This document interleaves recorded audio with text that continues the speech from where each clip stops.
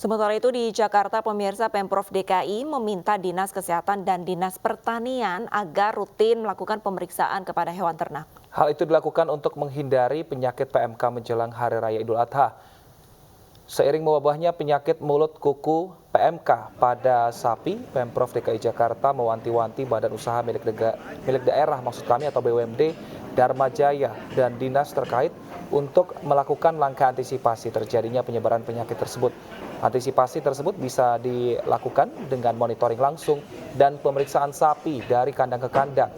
Wakil Gubernur DKI Jakarta Ahmad Riza Patria menilai mewabahnya penyakit mulut kuku pada ternak akan berdampak pada kelangkaan stok di pasaran terlebih jelang Hari Raya Idul Adha.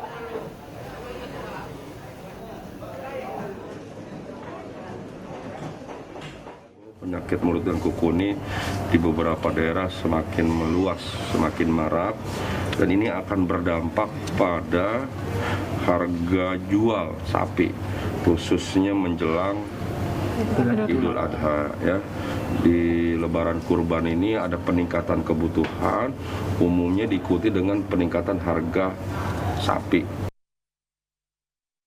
Apakah ancaman penyakit mulut dan kuku yang banyak menyerang hewan ternak berdampak pada penjualan daging sapi? Kita langsung tanyakan ke rekan kami Nata Arman yang saat ini berada di Pasar Senen Jakarta. Selamat siang Nata, apakah ada penurunan penjualan daging sapi di Pasar Senen dan seperti apa harganya di sana?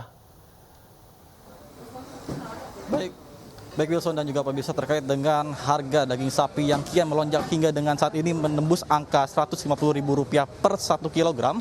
Ini tentunya membuat dampak yang begitu signifikan yang terlihat di tempat saya melaporkan, tepatnya di Pasar Senen. Ini terjadi sepi sekali dari aktivitas jual beli masyarakat akibat harga yang kian melonjak. Dan memang untuk harga normal sendiri daging sapi ini per kilogram Rp120.000, namun saat ini terjadi lonjakan harga Rp30.000 hingga dengan saat ini.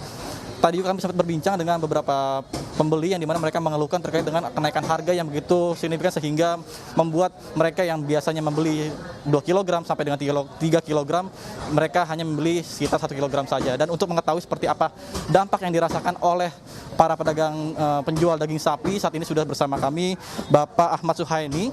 Selamat siang Bapak. Ya, selamat siang Pak. Pak, boleh dijelaskan terkait dengan kenaikan harga yang melonjak ini, kira-kira untuk omset penjualan sendiri seperti apa? Udah jelas omset itu pasti turun Pak. Ya, turun ya hampir 50% lah.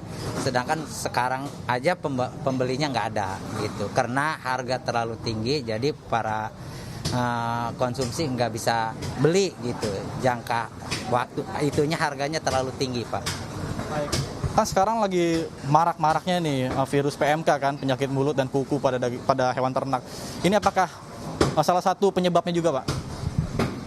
Kalau di Pasar Senen itu penyebab seperti itu belum ada sih, tapi mungkin di luaran udah ada, makanya harganya, ya makanya pembeli itu udah sepi gitu. Ke satu harganya tinggi, kedua mungkin ada masalah penyakit itu, tapi selama ini di Senen itu belum ada gitu. Tadi kan kami juga sempat berbincang beberapa ke pedagang lain yang dimana sapi yang dijual di sini tuh dari impor ya, sapi impor dari Australia maupun India.